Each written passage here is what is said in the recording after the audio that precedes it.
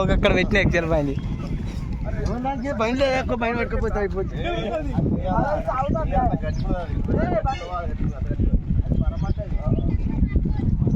అప్పుడు ఉన్నటువంటి విద్యాభ్యాసం ఉన్నటువంటి చదువుకునే పిల్లలు అప్పుడు పాలేరు ఇప్పుడు పల్లెలైంది.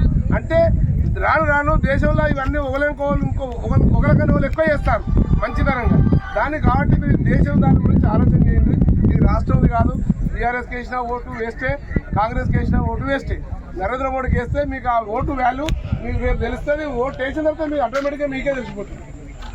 అమ్మకి అర్థకన్నా ఎక్కువ మేము ఏం చెప్పము.